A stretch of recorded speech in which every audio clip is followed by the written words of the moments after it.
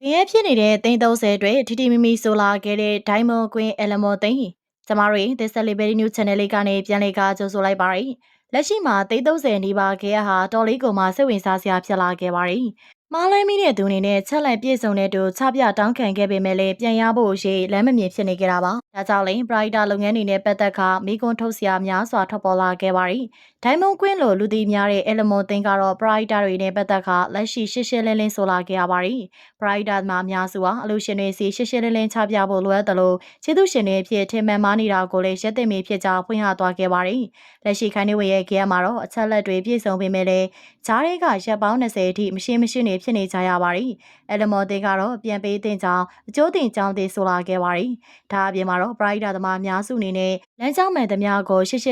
ပြတတ်စေခြင်းတို့စစ်ဆေးခံနိုင်ဖို့လည်းလိုအပ်ကြောင်းဆိုလာခဲ့ပါရယ်။ Brighter လို့တွေကအများသူငါရဲ့ချွေးနှင်းစာတွေကိုပြန်လည်ကအသုံးပြုနေရတာကြောင့်စီမံမှုကောင်းတဲ့သူဖြည့်ရှင်းတတ်ဖို့လိုအပ်တတ်ကြပါရယ်။ဒါပေမဲ့လည်းလက်ရှိမှာတော့မုံစိုးမာလေးမကင်းကဖြစ်နေကြတာဖြစ်ပါရယ်။အစုံဒီကြည့်ရှုအားပေးခဲ့ကြတဲ့အတွက်အားလုံးကိုကျေးဇူးတင်ပါတယ်ရှင်။